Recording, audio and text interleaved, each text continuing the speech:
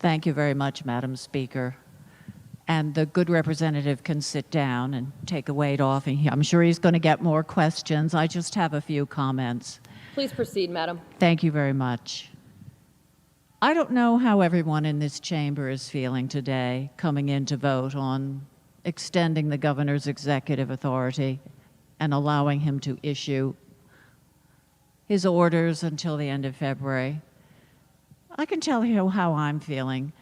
I'm feeling a little bit cranky, a little bit cantankerous, but I guess that's how all of us in this legislature are characterized by the governor. We're cranky, we're cantankerous. I guess because we'd really like to be allowed to do the job we were elected to do. When I talk to people around the state about Eastern Connecticut and my district, I say, we're like the Rodney Dangerfield of the state. We get no respect. Well, I sometimes feel with regard to our governor, we as the legislature get no respect.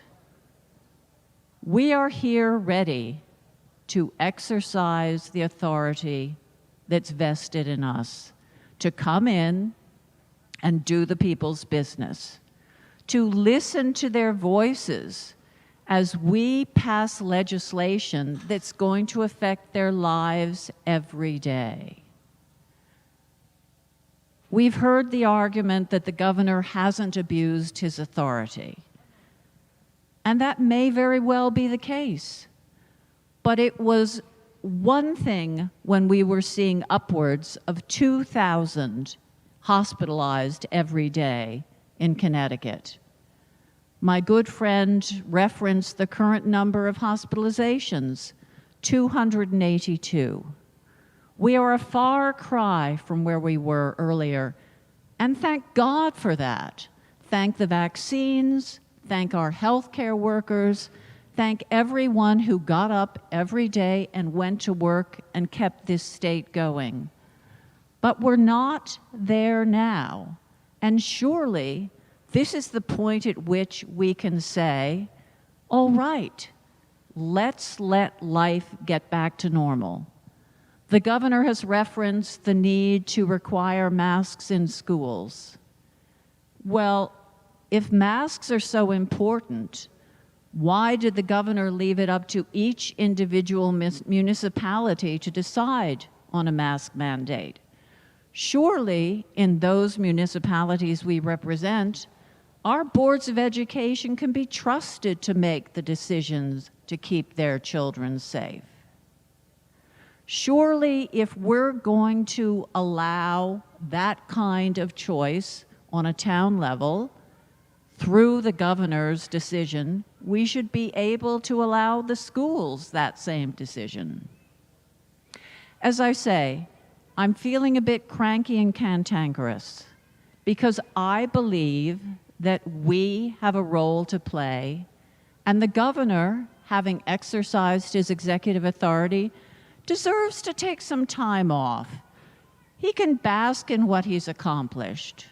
He can talk to us about what he would like to do and consult with us, and more importantly, consult with the people he represents. Let's get back to regular order. Let's get back to public hearings. They can happen safely. Let's get back to letting the legislature do the job we were elected to do.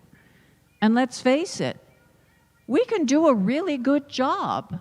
In fact, during the meeting where the governor described us as cranky and cantankerous, he was quick to take credit for the robust financial condition of the state of Connecticut. If I'm not mistaken, that robust financial condition is largely due to the work done in this chamber without any input from the executive branch.